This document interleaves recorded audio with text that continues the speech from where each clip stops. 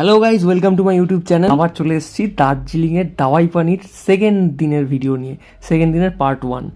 তো এই ঘুম থেকে উঠলাম, উঠেই দেখতে পাচ্ছি চারদিকে এরকম পুরো মেঘ কুয়াশায় ঢেকে রয়েছে। আমাদের কপাল এতটাই খারাপ নয় তো সিরিয়াসলি তোমাদের এই প্রথম ঝলকেই দেখিয়ে দিতাম যে দরজা থেকে বেরোলেই কীভাবে কাঞ্চনজঙ্ঘা দেখা যায়।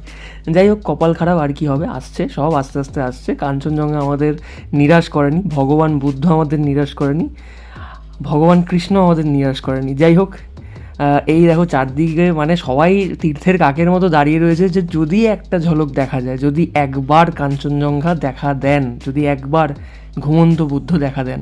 তো যাই হোক, কিছু করার নেই। এই হচ্ছে কিংকং, আমাদের এলিনাদির কুকুর, 14 বছর বয়স কুকুরটার। আর দেখো, একটা মুখ দিয়ে একটা মানে ঘেউ শব্দও বের করেনি। এতজন মানুষকে দেখে ও এতটাই ফ্রেন্ডলি।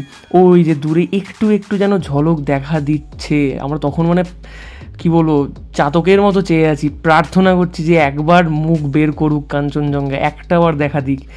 ইভেন মানে আমি মানে বাড়ি থেকেও একটা এরকম ভেবে গেছিলাম যে ভগবান যদি একবার কাঞ্চনজঙ্ঘা দেখিয়ে দেয় তাহলেই ঘোরা সার্থক। কারণ প্রচুর নিউজ আসছিল যে বিশাল বৃষ্টি হচ্ছে নর্থ বেঙ্গলে, মানে ভেসে যাচ্ছে সব কিছু। আমাদের ওদিকেও বৃষ্টি, মানে এদিকেও বৃষ্টি হচ্ছিলো কলকাতায়। তো এখানেই দেখো কিংকং স্ট্রেচ করছে, আমি একটু ওর সাথে স্ট্রেচ করছিলাম। সত্যি মানে খুব ফ্রেন্ডলি কিংকং, খুবই ফ্রেন্ডলি। 14 বছর বয়স, মানে কি বলবো, একটা মুখ দিয়ে একটা আওয়াজ করেনি এতগুলো মানুষকে দেখেও। এতটাই ভালো আর খুব আদর খাচ্ছিল, খুবই আদর খাচ্ছিল। তো যাই হোক, এবার তোমাদের সেই মোস্ট অ্যাওয়েটেড সিন দেখো। আমি স্নান করে খালি গায়ে দাঁড়িয়ে পড়েছি দেখার জন্য। দেখো গাইজ, দেখো, জাস্ট দরজা দিয়ে বেরোলেই কাঞ্চনজঙ্ঘা, দরজা দিয়ে বেরোলেই জানলাটা খুললে, আমরা যে ঘরে ছিলাম সেই জানলাটা খুললে কাঞ্চনজঙ্ঘা দেখা যাচ্ছে ডিরেক্ট। ও মাই গড, একবার দেখো শুধু, মানে কাঞ্চনজঙ্ঘা প্রথমবার দেখার অনুভূতি সে মুখে ভাষায় ব্যক্ত করার মতো, মানে ভাষা আমার কাছে নেই, শব্দ আমার কাছে নেই। জাস্ট দেখো, এরপরে আরও কিছু কিছু দৃশ্য দেখাবো, জাস্ট ওয়েট, একটু দেখতে থাকো। মানে এমন কিছু কিছু জিনিস দেখাবো, থ্যাঙ্কস টু প্রিয়ঙ্কর। আসছি, আমি পরপর আসছি। ঘুমন্ত বুদ্ধ, ওই নাক, ওই বুক, ওই যে হাঁটু আর পুরো পা, পুরো পুরো সুন্দরভাবে দেখা যাচ্ছে। আর এই যে যেটা বলছিলাম, প্রিয়ঙ্কর এই বাইনোকুলারটা এনেছিল, আমাদের বন্ধু নীলের পরামর্শে ওই বাইনোকুলারটা কিনেছিল। সেই বাইনোকুলার দিয়ে দেখো কাঞ্চনজঙ্ঘাটা। ওফ, সিরিয়াসলি আর কোথাও তোমরা দেখেছো এরকমভাবে কাঞ্চনজঙ্ঘা? এখানে দেখো। তোমরা মানে পাহাড় থেকে ফিল করতে না পারলে কী হবে, তোমরা ফোন থেকে ফিল করো কাঞ্চনজঙ্ঘা দেখে আমাদের কীরকম অবস্থা হয়েছিল। পুরো বরফের চাদরগুলো মানে যেন আমরা ফিল করতে পারছি। আর সূর্যের প্রথম আলোটা যখন পাহাড়ের চূড়োয় স্পর্শ করলো, চুম্বন করলো, সেই দৃশ্যটা, সেটা তো পুরোপুরি ফোনে ধরা অসম্ভব, কিন্তু আমরা চোখে ধরে এনেছি, আমরা মনে ধরে এনেছি। দারুণ লাগছিল, মানে কাঞ্চনজঙ্ঘা দেখার অনুভূতি, সেটা মুখ দিয়ে ভাষায় প্রকাশ করা যাবে না। দার্জিলিং জমজমাটে ফেলুদা লালমোহনবাবুকে ঈর্ষা করেছিল, বলেছিল আপনি প্রথমবার কাঞ্চনজঙ্ঘা দেখছেন মশাই, তাহলে আপনাকে তো আমার হিংসে হচ্ছে। কারণ কাঞ্চনজঙ্ঘা দেখার, প্রথমবার কাঞ্চনজঙ্ঘা দেখার অনুভূতি, সেটা যে কতটা লোভনীয় আর কতটা ঈর্ষণীয়, সেটা মানে বলে বোঝানো যাবে না। সেই কথাটাই আমার বারবার মনে পড়ছিল। থ্যাঙ্কস টু অলমাইটি, ভগবানকে অসংখ্য ধন্যবাদ, শ্রীকৃষ্ণকে অসংখ্য ধন্যবাদ, ভগবান বুদ্ধকে অসংখ্য ধন্যবাদ এইভাবে দেখা দেওয়ার জন্য, ঘুমন্ত বুদ্ধকে এইভাবে চাক্ষুষ করার জন্য। আমরা আপ্লুত, মানে আমাদের এই ট্রিপটা এখানেই যেন সার্থক হয়ে গেল, দ্য মোস্ট অ্যাওয়েটেড সিন।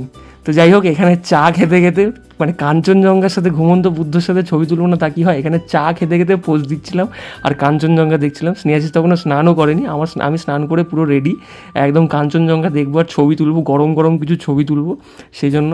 তো যাই হোক, এই দেখো কাঞ্চনজঙ্ঘার ছবি, আর এই দেখো কাঞ্চনজঙ্ঘার সাথে আমার কিছু ছবি। যাই হোক, এই চা খেতে খেতে, মানে পাহাড়ি চা, কিংকং, পিছনে কাঞ্চনজঙ্ঘা, আর সাথে আমি, আর কিছু চাই? তো তারপরে আস্তে আস্তে ঢেকে গেছে পুরো চারদিক, মানে ওই খুব জোর হলে 50 থেকে 60 মিনিট, মানে 1 ঘন্টা বা তার একটু বেশি সময়ের জন্য কাঞ্চনজঙ্ঘা আমাদের দেখা দিয়েছিল, ব্যাস ওই ফার্স্ট আর ওই লাস্ট। তারপরে আর কাঞ্চনজঙ্ঘা দেখতে পাইনি। তো যাই হোক, এবার আস্তে আস্তে আমরা ব্রেকফাস্ট শুরু করব। ব্রেকফাস্টে মেয়েদের জন্য করা হয়েছিল স্যান্ডউইচ, মানে ওরা থুপ্পা খাবে না, কিন্তু আমার ইচ্ছা ছিল ভাই পাহাড়ে যাব, থুপ্পা খাবো না তা কি হয়। তো যখন এলিনাদি অফার করলো যে তোমরা কি খাবে, আপ লোগ কিয়া খায়েঙ্গে, তো আমরা প্রথমেই এক বাক্যে বলেছিলাম আপ কিয়া বানায়েঙ্গে। তো তো প্রথমেই বললো থুপ্পা খাওগে, তো আমরা বললাম অবভিয়াসলি হাম লোক থুপ্পা খাएंगे। তো আমরা ছেলেদের জন্য সবাই থুপ্পাই খেয়েছি। এই যে চিকেন স্যুপটা ওপর থেকে ঢেলে দিল, আর এই লঙ্কার চাটনি, ঝাল ঝাল লঙ্কার চাটনি, বিশাল ঝাল ছিল। মানে প্রিয়ঙ্কর এটাকে টমেটো সস ভেবে এক গাদা নিয়ে ফেলেছে, তারপরে আর ঝাল খেতে পারছে না। কিন্তু আমি বুঝেছিলাম লঙ্কার চাটনি, যদিও আমি ঝাল খেতে অভ্যস্ত, তবুও পরিমাণ মতোই নিয়েছিলাম। আর দেখো কীভাবে ধোঁয়াটা বেরোচ্ছে, মানে একদম গরম গরম স্যুপ, থুপ্পা আর সেদ্ধ করা মাংস, একদম প্রপার হেলদি খাবার, পাহাড়ের হেলদি খাবার যেটাকে বলে। সামনে তখনও কাঞ্চনজঙ্ঘা ছিল, কিন্তু সামনে কাঞ্চনজঙ্ঘা দেখতে দেখতে আমরা থুপ্পা খাচ্ছি। এই অনুভূতি কি বলবো, মানে এটা কিছু বলার নেই। মানে জীবনে অনেকগুলো টিক বক্স রয়েছে, অনেকগুলো ইচ্ছে পূরণ করা রয়েছে, তার মধ্যে একটা বক্সে টিক পড়ে গেল। তো যাই হোক, এবার আস্তে আস্তে আমরা বেরোবো ঘুরতে যাওয়ার জন্য। আমাদের ওই একদিনই প্রপার থাকা হয়েছিল। আমরা দাওয়াই পানি যে আমরা প্রপার একদিনই ছিলাম, যেখানে আমরা ঘুরতে যাব। এই যে পিছনে কাঞ্চনজঙ্ঘা আর আমি সামনে থুপ্পা খাচ্ছি, এই অনুভূতি কী করে বোঝাবো ভাই। তো যাই হোক, এবার আস্তে আস্তে আমরা বেরোবো। এদিকে হনুমানও জিও আমাদের দেখা দিয়েছে, ঠিক আছে। তো এই গাছটায় হনুমান ছিল, মানে এটা এতটাই ওপরে যেখানে গাছে হনুমানও চলে এসছে। আর ওই যে কিংকং পোজ দিয়ে ও কাঞ্চনজঙ্ঘা দেখছে। পিয়ালিও রেডি, সানিও রেডি হয়ে গেছে। মোটামুটি কেউ স্নান করবে না করে, আমি ছেলেদের কথা বলছি, মেয়েরা সবাই স্নান করেছে। আমি স্নান করেছি, মানে আমি সবার প্রথমে স্নান করেছি। স্নেহাশিস বলছিল স্নান করবে না, কিন্তু সবাই করছে তাই ওকেও করতে হলো। সানিও তাই স্নান টান করে নিল, একদম স্নান টান করে রেডি। তো এই যে আমরা বেরোচ্ছি, প্রিয়ঙ্কর, লাবণী বেরোচ্ছে, সবাই এই বেরিয়ে এবার এই গাড়িতে উঠবো। আমি প্রথম ট্রিপে আমি গাড়িতে যাইনি, আড্ডুর সাথে বাইকে গেলাম। তো বাইক থেকে ভিউটা এবার দেখো, বাইক থেকে ভিউটা অন্য রকম গাইস, অন্য রকম। চলো দেখতে থাকো।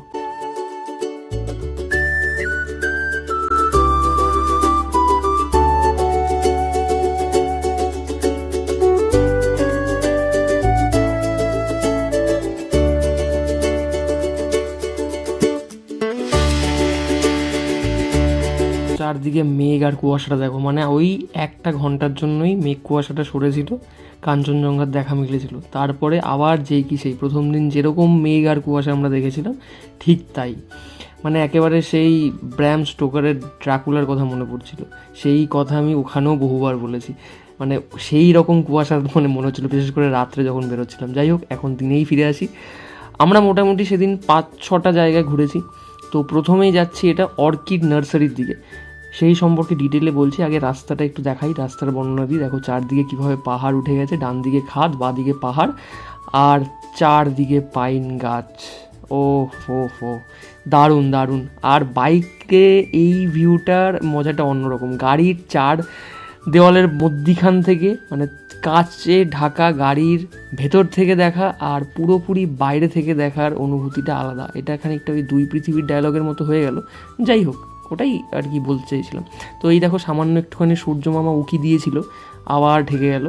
তো এই আমরা পৌঁছে গেছি অর্কিড নার্সারিতে। 25 টাকা করে টিকিট পার হেড। এখানে বেসিক্যালি প্রচুর অর্কিড গাছ রয়েছে, অর্কিডস রয়েছে আর কি। আর মানে প্রচুর অর্কিডস রয়েছে, আর একদম ঢালু এলাকা, পুরো যেন পাহাড় থেকে নিচের দিকে নেমে গেছে। চারদিকে উঁচু উঁচু পাইন বন, ফটো তোলার জন্য আদর্শ জায়গা। এখানে দাঁড়িয়ে কিছুক্ষণ রিল্যাক্স করা যায়, বসে গল্প করা যায়, আর অর্কিডস দেখা যায়। চলো দেখতে থাকো। এই অর্কিড নার্সারি নিয়ে যদি একটু ডিটেলে বলি, এটা হচ্ছে দার্জিলিংয়ের রাংলিয়র চা বাগান এলাকার তাকদায় অবস্থিত, যেটা আগে ব্রিটিশ সেনা ছাউনি ছিল, সেখানে অবস্থিত। তো বেসিক্যালি এটা কিন্তু প্রায় 4000 ফুট উচ্চতায় অবস্থিত, ঠিক আছে। আর এখানে এটা মেনলি বিখ্যাত হচ্ছে সংরক্ষণাগার। কিসের? হিমালয়ান অর্কিড আর ঔষধি গাছের সংরক্ষণাগার হিসেবে এটা বিখ্যাত। মোটামুটি অক্টোবর থেকে মার্চ মাস অবধি হচ্ছে আদর্শ সময় এখানে আসার। ফুল ফোটে সেই সময়, এই যে দেখতে পাচ্ছ প্রচুর ফুল ফুটেছে। আর এটা মোটামুটি সকাল 9টা থেকে বিকেল 4টে পর্যন্ত খোলা থাকে। আর এই মানে এলাকাটা পুরোপুরি এতটা সুন্দরভাবে চারদিকে গাছ রয়েছে, আর তার মধ্যিখানে এমনভাবে রয়েছে, মানে পুরো উপত্যকার মতো লাগে দেখতে আর কি। প্রায় 200রও বেশি প্রজাতির উদ্ভিদ এখানে রয়েছে। এই যে আমি এখানে একটু ভিডিও করছিলাম, আর স্নেহাশিস আমার ভিডিও করে দিচ্ছিল। তো চারদিকটা অসাধারণ। এখানে কিন্তু একটা গ্রিন হাউসও রয়েছে। গ্রিন হাউস আমরা সবাই জানি যেটা হচ্ছে গরম করে, মানে গ্রিন হাউস ভেতরে গরম হয় কেন, এই আশেপাশের ঠান্ডা থেকে গাছদের বাঁচানোর জন্য একটা গরম ঘর তৈরি করা, সেটাই গ্রিন হাউস।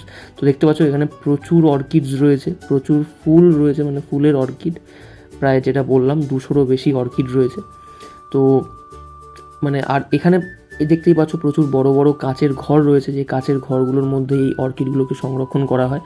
আর এটা মানে সেটা সবচেয়ে আশ্চর্যের বিষয়, এই অর্কিড নার্সারি বিংশ শতাব্দীর গোড়ার দিকে এটা একটা ব্রিটিশ সৈন্যদের প্রধান মিলনস্থল ছিল। মানে এখানে ব্রিটিশ সৈন্যরা এক জায়গায় হতো একটা অবসর কাটানোর জন্য। মানে এটা পুরোপুরি চারদিকের জনবসতি থেকে আলাদা হয়ে আছে। এটা খুব সুন্দর নিরিবিলি কুয়াশাচ্ছন্ন একটা জায়গায়, দেখতেই পাচ্ছ যেটা বলছিলাম একদম উপত্যকার মতো। এই যে এখানকার লোকাল লোকজন। তো সবচেয়ে আশ্চর্যের বিষয় যেটা বলছিলাম যে এটা কিন্তু এশিয়ার বৃহত্তম অর্কিড কেন্দ্র হিসেবে পরিচিত। সেই সময় ছিল, আজও রয়েছে।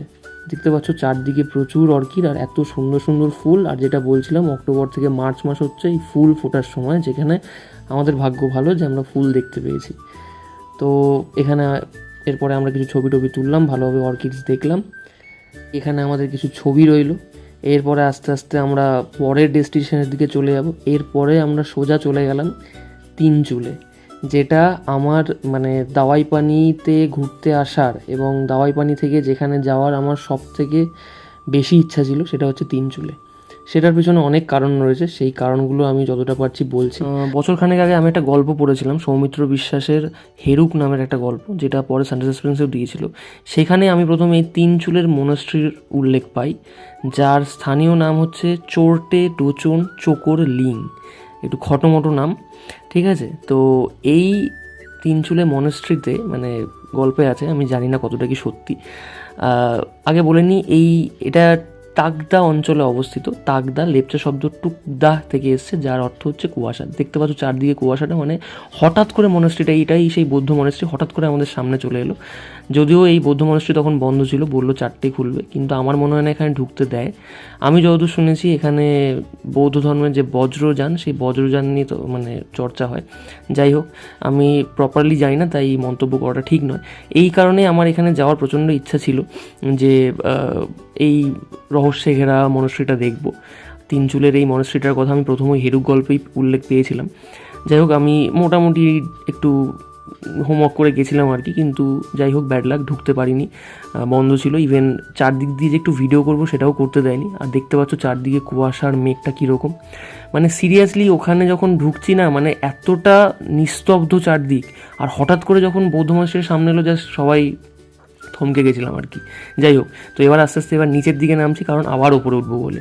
প্রায় 5500 থেকে 5800 ফুট উচ্চতায় এই তিনচুলে চা বাগান রয়েছে, যেটা আমরা এখন দেখতে যাচ্ছি, তিনচুলে টি গার্ডেন। এই যে সেই চা বাগান। আর তিনচুলে নামটা কোথা থেকে এসছে, এখানে 3টে চুলা অর্থাৎ উনুনের মতো পাহাড় রয়েছে, যার থেকে এই জায়গাটার নাম হয়েছে তিনচুলে। এখানে নিচ দিয়ে দেখো প্রচুর গ্রাম দেখা যায়, ছোট ছোট গ্রাম। ইভেন তার নিচ দিয়ে ত্রিশোতা মানে তিস্তা নদী বয়ে গেছে। আর এই গ্রাম, এই রাস্তা, এই পাহাড়, এইগুলোই এখানকার মানে দৃশ্য, দেখার জিনিস। ইভেন এই মেঘগুলো যদি না থাকতো, এই মেঘলা ওয়েদার না থাকলে এখান থেকে সুন্দরভাবে কাঞ্চনজঙ্ঘাও দেখা যায়। তো যাই হোক, এবার আস্তে আস্তে আমরা এই ট্রেকিং করব। এই ট্রেকিং করছি আস্তে আস্তে। তো এখানে আমি বলছিলাম যে সবাই লাফিয়ে উঠেছে, ওই কুকুরগুলো আমাদের গাইড। আমি এখানে বলছিলাম যে যখন পঞ্চপাণ্ডব স্বর্গের উদ্দেশ্যে যাত্রা করেছিল, তখন তাদের সাথে একটা কুকুর গিয়েছিল, যেটা ছিল ধর্ম, যুধিষ্ঠিরের বাবা। সেই যুধিষ্ঠিরের সাথে একমাত্র সেই ধর্মই ছিল, কুকুর ছিল। তো যাই হোক, আমি বলছিলাম এটা খুব ভালো লক্ষণ যে আমাদের সাথেও কুকুর যাচ্ছে এই পাহাড়ে ওঠার সময়। তো দেখতে পাচ্ছ চারদিকে এই চা বাগান, পুরো ভর্তি চা বাগান, আর তার মধ্যিখান দিয়ে রাস্তা উঠে গেছে। এক মানে স্বর্গের দৃশ্য মনে হচ্ছিল। আর দূরে নিচে ওই ছোট ছোট গ্রাম আর রাস্তা, মানে দারুণ লাগছিল দেখতে। তো আমরা খুব উৎসাহ নিয়ে উঠছিলাম, ছবি তুলছিলাম মাঝখানে আস্তে আস্তে উঠতে উঠতে। আর যত উপরে উঠছি, নিচের দৃশ্যগুলো যেন আরও ছোট হয়ে যাচ্ছে।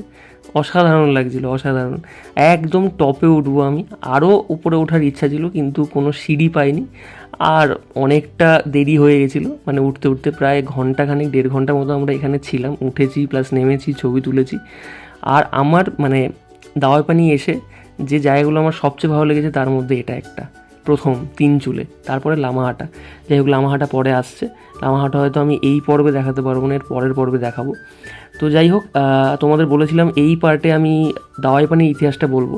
দাওয়াইপানি হচ্ছে বেসিক্যালি, যেটা বলছিলাম, মেনলি এর খনিজ সমৃদ্ধ জলের জন্য বিখ্যাত। এখানে যে জলটা রয়েছে সেটা মিনারেলস, মানে প্রচুর মিনারেলস রয়েছে এর মধ্যে। দাওয়াই মানে ওষুধ, আর পানি মানে জল, ওষুধযুক্ত জল।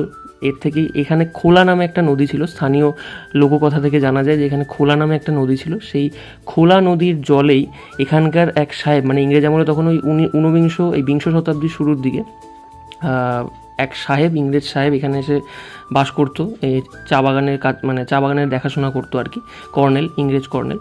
তো তার পায়ে এক ক্ষত ছিল, যেটা এইখানকার জলে, এই খোলা নদীর জলে সুস্থ, মানে একদম ছেড়ে গিয়েছিল আর কি। তো সেখান থেকেই এর নাম হয়, জায়গাটার নাম হয় দাওয়াইপানি। আর এই দাওয়াইপানি এখন মানে একটা অফবিট গ্রাম থেকে এখন অসাধারণ একটা মানে ঘোরার জায়গা হয়ে উঠেছে আর কি, অফবিট একটা জায়গাও হয়ে উঠেছে।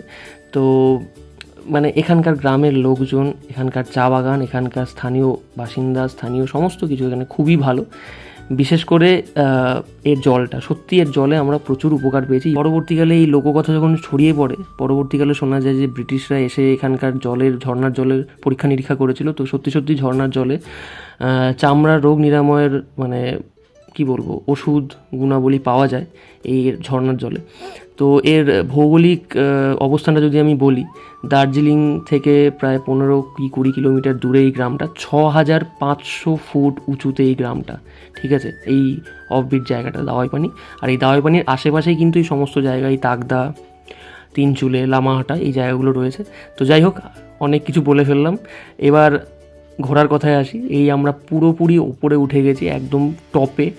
জাস্ট দেখো নিচটা দেখো, এই আমি সবার আগে উঠেছি, তারপরে সবাই বাকিরা উঠছে আস্তে আস্তে। আর আমার এর ওপরে ওঠার ইচ্ছা ছিল, কিন্তু দুর্ভাগ্যবশত উঠতে পারি না। কুকুরগুলো দেখো, সত্যি সত্যি পুরো আমাদের গাইডের মতো, একদম সেই ধর্মরাজের মতো, যুধিষ্ঠিরের সাথে সাথে পুরো স্বর্গে অবধি গিয়েছিলো, একদম ওরাও আমাদের সাথে সাথে পুরো টপ অবধি চলে এসছে, একদম টপ জায়গায়। তো একদম নিচে দেখো চা বাগানগুলো রয়েছে, ছোট ছোট লাগছে। আর এই মেঘগুলো আসছে দেখো, আস্তে আস্তে পুরো মেঘে ছেয়ে যাবে চারদিক। এখানে বিভৎস ঠান্ডা লাগছিল। যাই হোক, এখানে আমরা কিছু ছবি টবি তুললাম। এই যে প্রিয়ঙ্কর ওর গোপ্রো নিয়ে একটু ভিডিও করছে, ওই দেখো মেঘগুলো আসছে, দেখো মানে দারুণ দৃশ্য। এই দৃশ্য মানে সত্যি, পরিষ্কার আকাশ যেমন একটা চাহিদা থাকে, এই দৃশ্যও একটা চাহিদা থাকে পাহাড়ে এলে, যে পাহাড়ের ওপর থেকে মেঘগুলো যেভাবে ভেসে ভেসে নিচে নামবে, আর সাথে এই গাছের হাওয়া দুলুনি, এই মানে অসাধারণ লাগছিল। আমি এখন ভিডিও করতে বসে যেন আমি আবার ওখানে ফিরে গেছি, সেই ঠান্ডাটা যেন অনুভব করতে পারছি, সেই মেঘের আনাগোনা যেন অনুভব করতে পারছি। আর এই দেখো সুকন্যা এখানে কুকুরটাকে আদর করছে। তো বিশাল মজা করেছি আমরা, সত্যি দারুণ মজা করেছি। আর এই ভিডিওগুলো তো তারই সাক্ষ্য বহন করে, আর তারই মানে ভিডিওগুলো করতে বসে বা ভিডিওগুলো পরে যখন দেখবো সত্যি দারুণ লাগবে। আর এই যে আমি আস্তে আস্তে এবার একটু নিচের দিকে নামছি, নিচের দিকে নেমে দেখবো আর কোথাও যাওয়ার জায়গা আছে কিনা। যদিও আর কিছু মানে যাওয়ার জায়গা ছিল না, ওপাশে সেই চা বাগান, ওই ঘুরে ঘুরে আবার ওই পাহাড়ের ওই পাড় দিয়ে নামা যেত। কিন্তু আমার ইচ্ছা ছিল ওপরে ওঠার, কিন্তু আর ওঠার জায়গা সেরকম পেলাম না, মানে কোনো খাঁজ পেলাম না যাতে ভর দিয়ে দিয়ে উপরে ওঠা যাবে আর কি। তো যাই হোক, এখানে আমরা একটু সময় কাটালাম, একটু ফটো টটো তুললাম। এই আমার সাথে সাথে আমার পিছন পিছন সুকন্যাও এসেছিলো, তারপরে সঙ্গীতা এসেছিলো, ঋত্বিকা, স্নেহাসী সবাই এসেছিলো।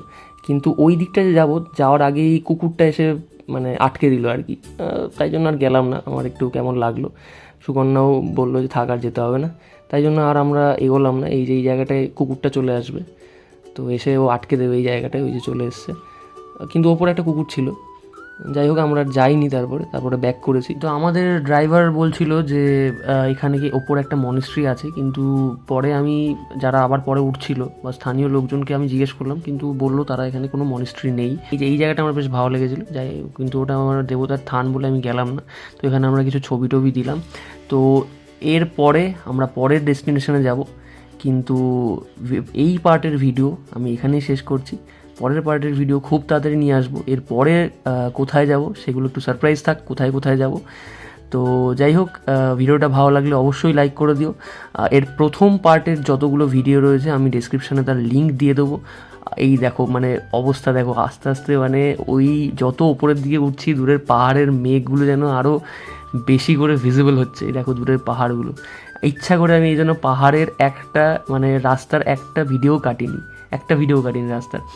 যাই হোক, এর পরের পার্টে আরও অনেক সারপ্রাইজেস রয়েছে, আরও অনেক নতুন নতুন জিনিসপত্র রয়েছে, যেগুলো আমি তোমাদের দেখানোর জন্য বিশাল আগ্রহী হয়ে রয়েছি। তো চলো, ভিডিওটা ভালো লাগলে অবশ্যই লাইক করে দিও, চ্যানেলটা সাবস্ক্রাইব করে দিও। মানে এখানে এত ভিডিও করতে করতে আমার ফোনের চার্জও আউট হয়ে গেছিলো, থ্যাঙ্কস টু সঙ্গীতা যে ওর পাওয়ার ব্যাঙ্কটা এনেছিল। সঙ্গীতা মানে সঙ্গীতা চ্যাটার্জি। যাই হোক, তো চলো, এর পরের পার্টটা খুব তাড়াতাড়ি আনছি। আস্তে আস্তে এই রাস্তার ভিডিও দিয়ে এখানে শেষ করে দেবো। এর পরে কোথায় যাচ্ছি সেটা সারপ্রাইজ থাক। তো চলো, টাটা, বাই বাই, আর দেখতে থাকো।